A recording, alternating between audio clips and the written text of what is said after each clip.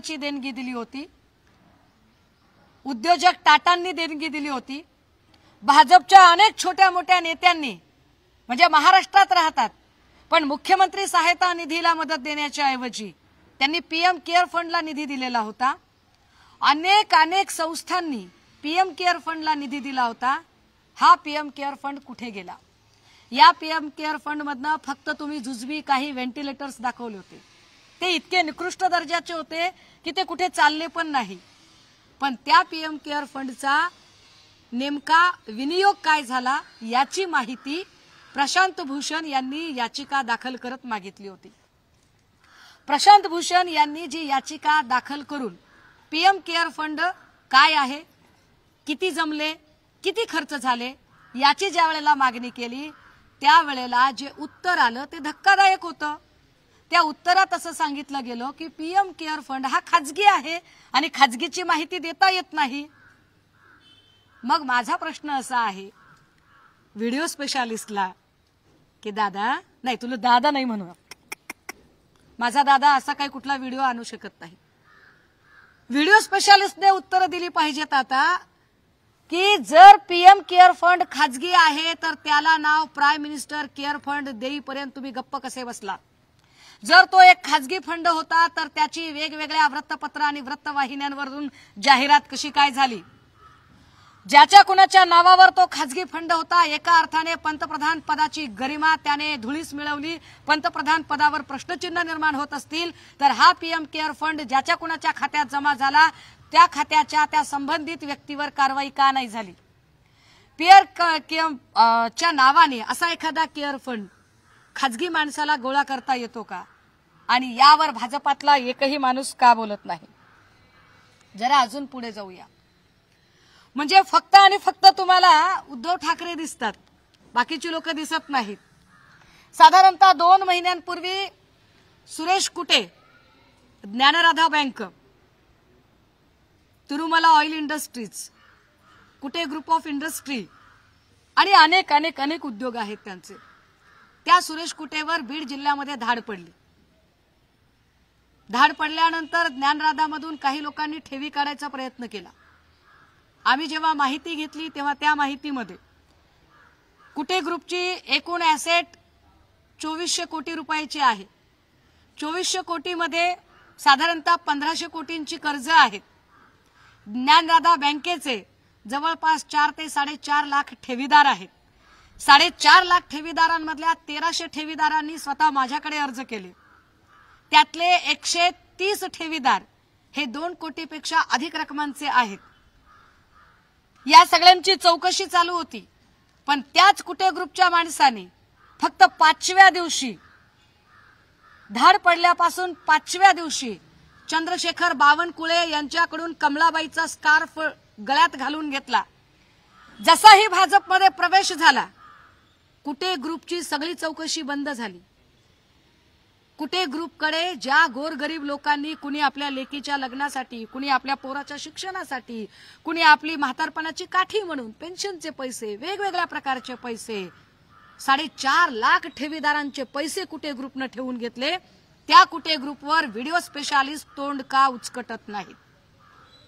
अजून एक गोष्ट, व्हिडिओ स्पेशालिस्टने असे अनेक आरोप केलेले आहेत, याच्या आधी केलेले आहेत, ते राहुल कनाल पासून भावना गवळी पर्यंत अनेकांवर केलेले आहेत। त्या सगळ्यांना जेव्हा त्यांनी भाजप आणि गद्दार गँगमध्ये सामील करून घेतलं त्यानंतर ते त्याच्यावर काहीच बोलले नाही। मग त्या सगळ्या लोकांवर आता काय तुमची कारवाई चालू आहे? याच्यातल्या किती लोकांवरती ईडीने एफआयआर दाखल केली आहे? एफआयआर दाखल झालेल्या किती जणांची केस डिस्क्लोज झालेली आहे? किती जणांना केस डिस्क्लोज करून क्लीन चिट मिळालेली आहे? आणि जर भावना गवळी, यशवंत जाधव, सरनाईक हे सगळेच्या सगळे लोक, अजून खूप नावं आहेत, हे सगळे लोक जर आता निर्दोष असतील तर निर्दोषातल्या किती जणांनी आपली बेआबरू केली, आपली अप्रतिष्ठा केली? कारण मी काही बोलल्यावर अप्रतिष्ठा केली वगैरे भुसेसारखे लोक ओरडतात ना, तर यातल्या किती लोकांनी अब्रू नुकसानीचा दावा किरीट सोमय्यावर दाखल केला? किंवा किरीट सोमय्यांनी यातल्या किती लोकांना त्यांनी माफी मागितली? एकदा लोकांना कळलं पाहिजे ना। एक ज्यांच्यावर आरोप झाले आणि ज्यांना भाजपमध्ये घेतला आणि चौकशी थांबली त्यांनी तरी आबरू नुकसानीचा दावा किरीट सोमय्यावर करावा किंवा किरीट सोमय्याने जाहीर माफी मागावी की आमचं चुकलं की 72 तास आधी आम्ही सन्माननीय अजितदादांवरती 70,000 कोटीच्या सिंचन घोटाळ्याचा आरोप केला आणि नुसता मदाऱ्याच्या सांगण्यावर व्हिडिओ स्पेशालिस्टने नाही केला तर या देशाच्या पंतप्रधानांनी सुद्धा केला, याच महाराष्ट्रात येऊन केला। याच महाराष्ट्रात येऊन ज्या पंतप्रधानांनी 70,000 कोटीच्या सिंचन घोटाळ्याचा आरोप केला तो आरोप 72 तासानंतर गायब कसा काय झाला। आणि जर दादा त्याच्यातनं निर्दोष असतील तर चांगली गोष्ट आहे, मग दादांनी व्हिडिओ स्पेशालिस्टवर आणि अगदी या देशाच्या पंतप्रधानांवर सुद्धा आबरू नुकसानीचा दावा का दाखल करू नये किंवा या देशाच्या पंतप्रधानांनी मोदींनी आणि किरीट सोमय्यांनी अजितदादांची जाहीर माफी मागितली पाहिजे आणि दादांनी पण म्हटलं पाहिजे की तुमच्यामुळे लोक मला विनाकारण 70,000 कोटीचा घोटाळा 70,000 कोटीचा घोटाळा म्हणत आहेत बाबा, हा तुम्ही माझी माफी मागून टाका आणि विषय संपवा, जाहीरपणे सांगा की आमच्याकडून गैरसमजात झालं होतं का। ब्लॅकमेल करता म्हणजे भाजपाची एक स्टाईल झाली आहे। तो कुठला पिक्चर होता तो डर, त्या डर मधला शाहरुख खान तिला सांगतोय तू अगर मेरी नहीं हो सकती तो किसी और की भी नहीं हो सकती। तसं भाजपाने प्रत्येक पक्षातल्या नेत्यांना एक डर, एक खौफ तयार केला है। अगर तुम हमारी पार्टी में नहीं आ सकते तो तुम भारत और महाराष्ट्र की राजनीति में नहीं रह सकते। हे भीतीचं दहशतीचं राजकारण महाराष्ट्राची जनता ओळखून आहे। शेवटी एवढंच की तरी सुद्धा जर व्हिडिओ स्पेशालिस्टला वाटतंय, कारण काल व्हिडिओ स्पेशालिस्ट काहीतरी बोलत होते संजय राऊत आणि मित्रमंडळ, संजय राऊत फार सत्याचे वाली आहेत। व्हिडिओ स्पेशालिस्ट जी तुमच्यासारखे व्हिडिओ करण्यात त्यांनी वेळ वाया घालवला नाही आणि कुणावर मोक्कार आरोप करण्यातही वेळ घालवला नाही। व्हिडिओ स्पेशालिस्ट जी तुमच्या आरोपांना चोख उत्तर देत शिक्षा भोगून आल्यावर त्या माणसाने तुमच्यावर आबरू नुकसानीचा दावा टाकला, कारण ते खरे होते, कर नाही त्याला डर कसली। पण इतरांनी तुमच्यावर आबरू नुकसानीचे दावे टाकले नाही, कारण ते मिंधे होते, ते गद्दार होते, ते तुमच्या भीतीला बळी पडले होते। त्यामुळे आता या सगळ्या प्रश्नांची उत्तरं त्यांनी द्यावीत। आणि तरीही जर तुम्हाला वाटतंय की तुमच्याकडे विकासाभिमुख राजकारण आहे, लोकाभिमुख राजकारण आहे, तर माझी एवढीच विनंती असेल की एक निवडणूक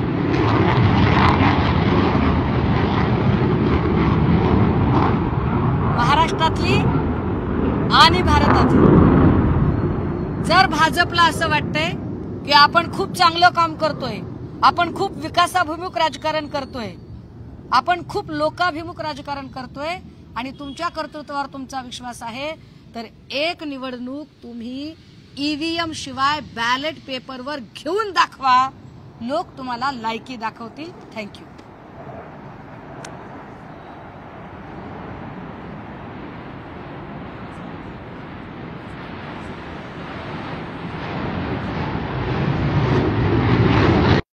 फायटर फ्लाईटचा आवाज आहे।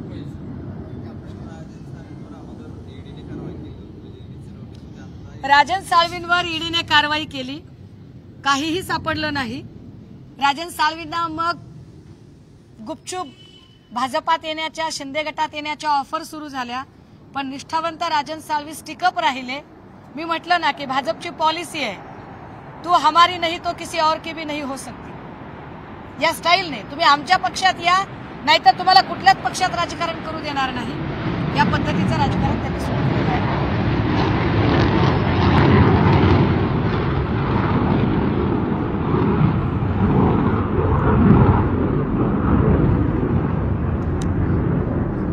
ओके,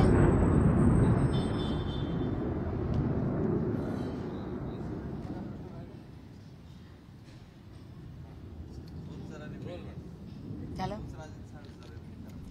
राजन होती पण काहीही मिळालेलं नव्हतं। राजन साळवींच्या बाबत छुप्या ऑफर्स चालू होत्या, परंतु जेव्हा त्यांनी ठरवलं की आपल्याला जायचंच नाहीये तिकडे, तेव्हा पुन्हा त्रास सुरू झालेला आहे।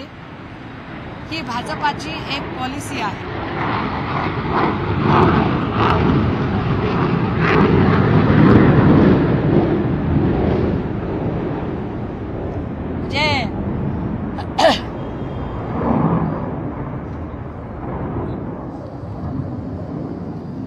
असं म्हटलं सांगितलं की भाजपाची जी पॉलिसी है त्या पॉलिसीमध्ये तो हमारी नहीं तो किसी और की भी नहीं हो सकती।